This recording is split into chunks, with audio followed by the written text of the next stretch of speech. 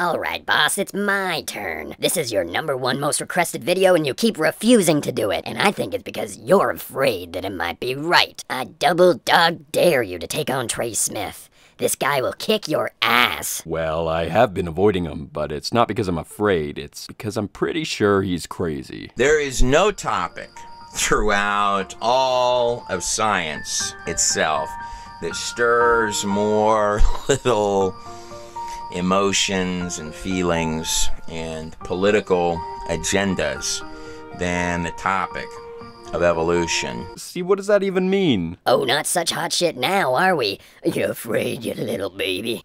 No, it's just irrelevant. Emotions are irrelevant in science. Well, it's just his method. I mean, just keep watching. A lot of opinions out there concerning evolution, but this is what I believe. I believe that you have the right to look at the data yourself so that you can make your own decision. Well, I guess he's sort of right that we have the right to look at the data ourselves, but what do you mean make our own decision? You can't make decisions on facts. You don't know it's a fact. We don't know it's a fact. I'm Trey Smith. You're watching a portion of the DVD, The Theory of Everything. Welcome to the evolution test. So are you gonna do it? Are you too afraid of Trey Smith bringing down the truth hammer on you? Yeah, fine, I'll do it. I guess it is my #1 most requested video, and this is my 1-year anniversary.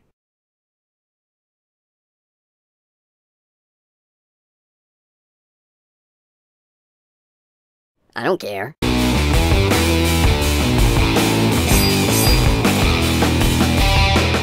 So, right from the beginning of this thing, we're gonna give evolution some really big head starts, beginning with the universe itself. Well, that is mighty kind of you, Mr. Smith. To be honest, assuming that the universe can exist is kind of the starting point of every form of science. At first glance, the universe can sort of look like maybe it's a random place, but in fact, we have known for a long time now that the universe is very far from random. This is commonly termed as the anthropic principle. That all depends on what you think random means in the context of the word random. If what you mean is that there is no person that is driving the machine that is the universe, then yes, it's random. But if you mean that there are no laws and no principles that the universe follows, then no, it's not random. Don't mix up your terms here, though. I mean, words can mean different things in different contexts. I better not see more of this in the future of the video.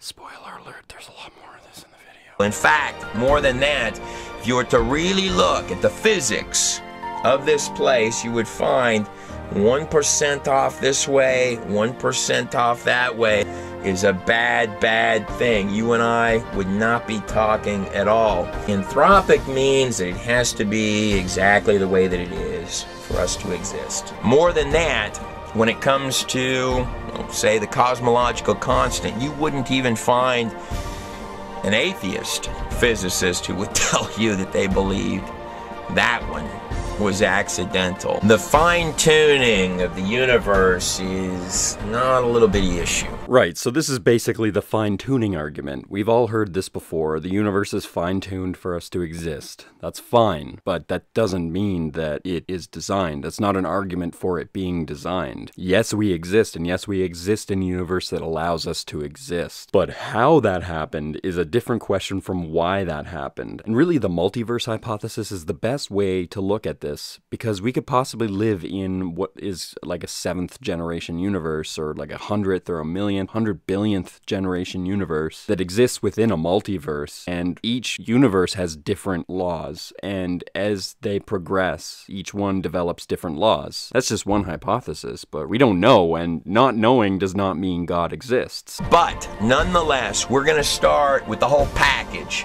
Evolution gets the universe, the whole construct and shebang with all of its precision from the beginning for free. And within the inside of that universe, we're throwing in the Earth as well. Don't worry about that big number there and all of those impossibilities.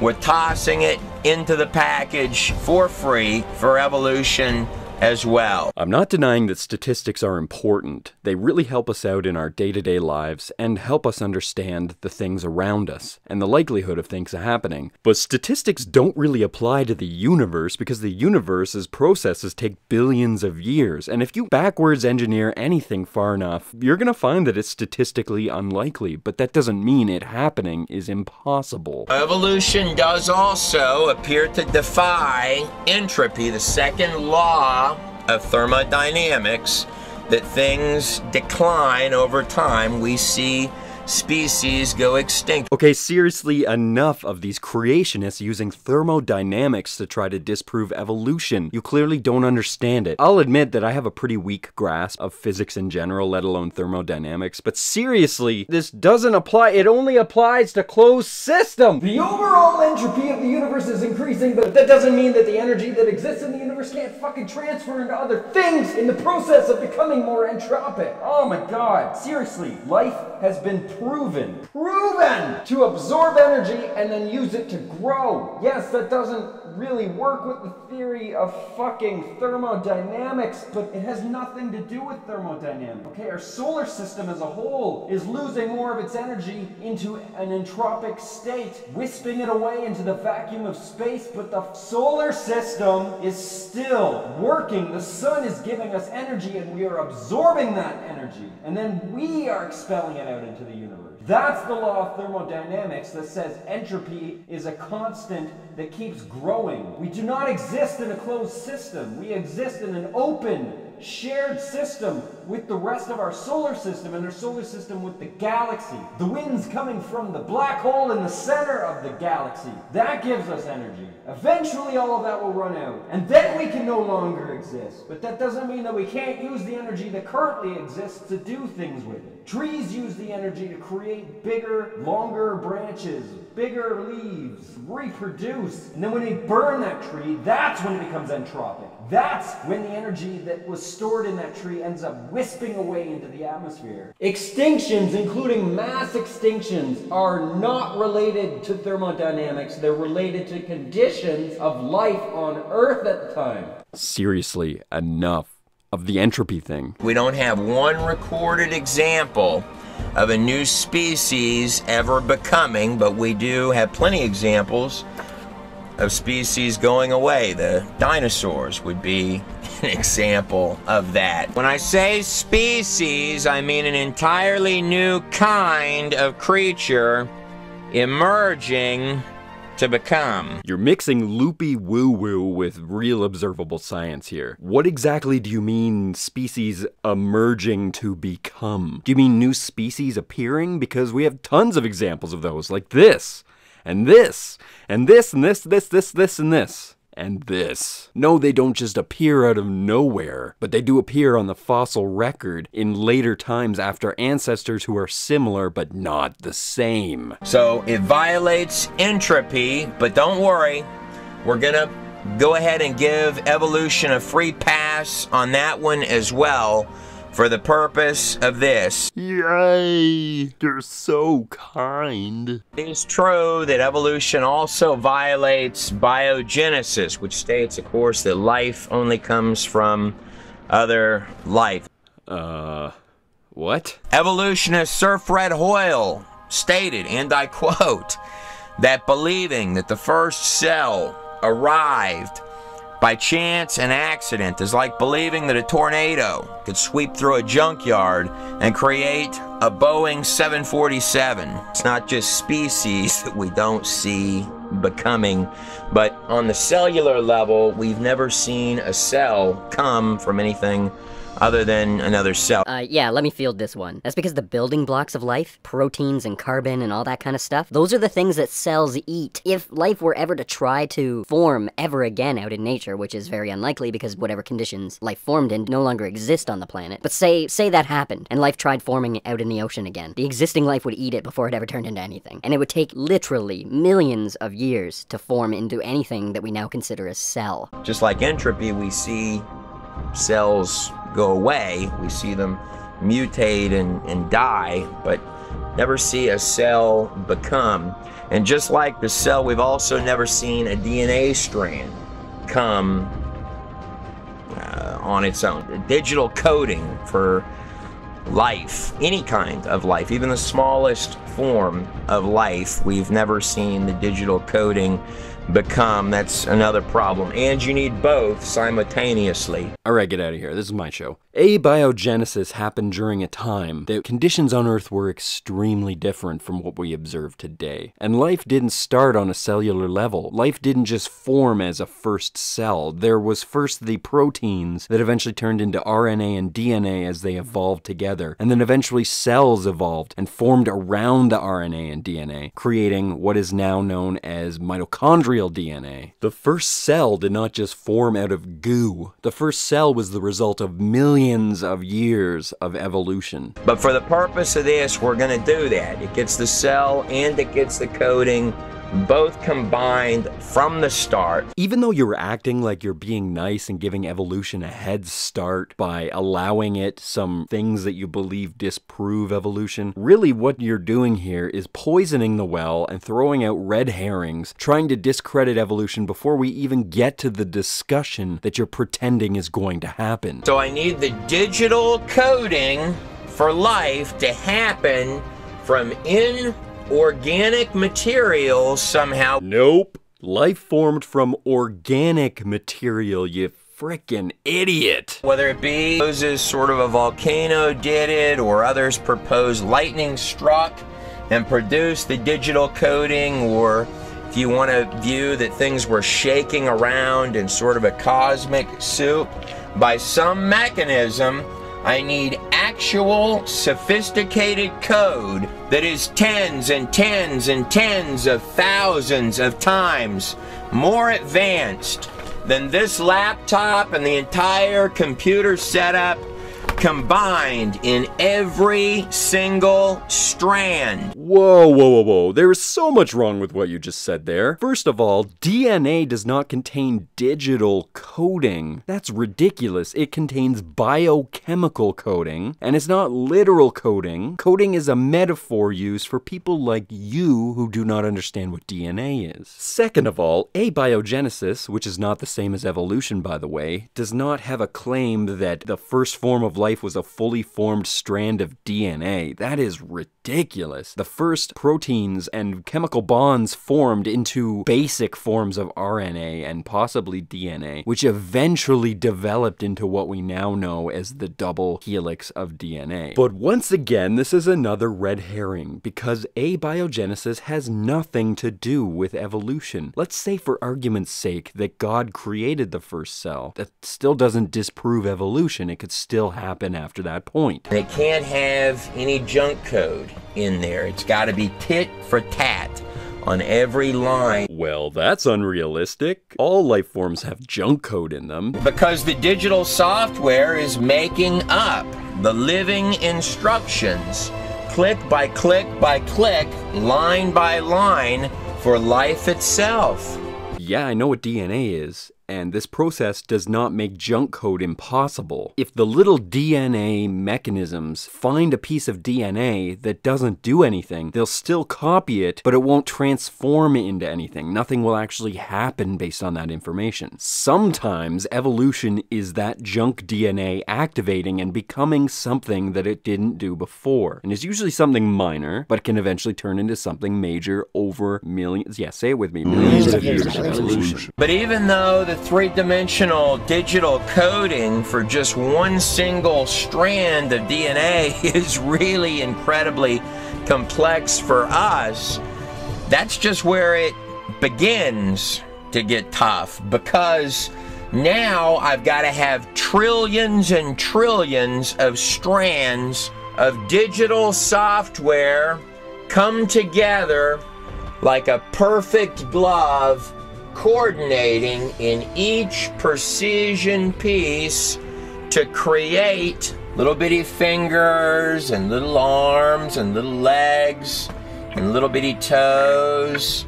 Then I need different kinds of software to all come together for every type of tissue, for the nervous system, for all of the functionality. Don't you think this sounds a little bit more akin to what creationists believe happened as opposed to people who believe evolution happened? Evolutionists, as you call it, don't believe that these things just came together in perfect precision, but more that they evolved and developed over time. Creationists are the ones that believe that everything came together in precision all at once. Including the human mind itself. I think you mean brain, because the mind is the result of the processes that happen in the brain. But whatever. Every organ, every cell, every system, all built and comprised and pulled together from digital software, including all of the billions of neurons that make up the brain. And then, as the final touch, you need the miracle of miracles itself. Consciousness. What do you mean consciousness? Consciousness is not some external thing. It's not some ghost. It's not something that was inserted in the brain. Consciousness is the result of the processes that happen within your brain. Consciousness is a byproduct of the functions of the human body. It does sort of seem like an awful lot of very mysterious accidents. Yeah, I don't really like people using the word accident to describe natural processes, because the word accident implies there was an intent. An accident is the result of something that was meant to be something else. But the natural processes of the universe were never meant to be something else. They were never meant to be anything in the first place. There was no intention to create life. There was no meaning behind it. It just happened. It's not an accident. And put down that rock. We did not come from rocks. Was Dr. Chuck Missler, a man who received congressional appointment to the U.S. Naval Academy, was a former branch chief for the Department of Guided Missiles, serving on the board of directors of a dozen companies, CEO of 6 of them, helping the Ford Motor Company, where he established the world's first international industrial computer network, and of course becoming one of the largest at one point shareholders for Western Digital, who stated, and I quote, "It is only when one becomes truly knowledgeable of science itself that one becomes extremely comfortable with the book of Genesis."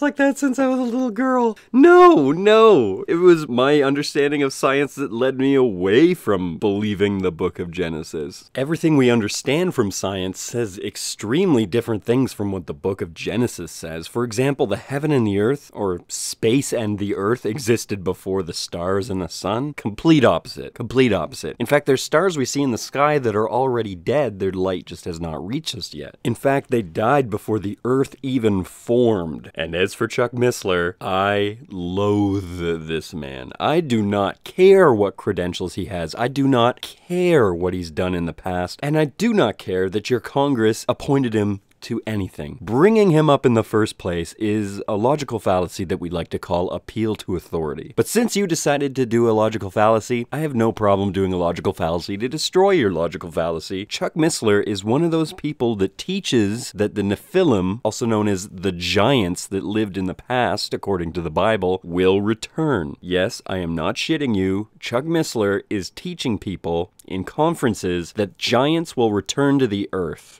What the fuck? But don't worry about biogenesis. For the purpose of this test of evolution, not only are we kicking entropy out of the mix, but we're kicking biogenesis out of the mix as well. You are just completely wrong that biogenesis disproves evolution. Evolution says that life came from other life, just like biogenesis says. Biogenesis confirms evolution. Every form of life that we have on Earth today came from another form of life that is just slightly different. And you regress all the way back to the first cell. That was life too. So you'll say maybe abiogenesis disproves evolution, which you never actually bring up in this video, except for that abiogenesis is a separate issue from evolution. Completely. Evolution is just the study of life, not the study of the beginning of life. So that's nonsensical. Abiogenesis is not biogenesis. Biogenesis says life comes from life, and evolution says the same thing. So For the record, every conversation about evolution should have nothing to do with abiogenesis or the formation of the universe. Those are completely separate issues and have nothing to do with evolution. So you giving us those things is irrelevant because we wouldn't even bring them up in the first place. Not only that, but I'm going to give evolution all of the digital coding that it needs from the start. I'm not going to require it to have lightning bolts or cosmic soups. I'm going to give it to it for free from the start. I'm glad you finally caught up with the rest of science and agreed to talk about only the basics of what is truly evolution and not anything outside of that subject matter. How long are we along in this video now? Oh, Jesus. Thank you for watching, everybody. If you like what you saw, please like, comment, or subscribe. You can follow me on Twitter, like me on Facebook. If you absolutely love me, you can support me on Patreon. Those who support me with $20 or more per video get a free t-shirt from Reason It's Products. To celebrate my 1-year anniversary, I'm going to be releasing a Q&A video. More videos to come, and as always, stay skeptical.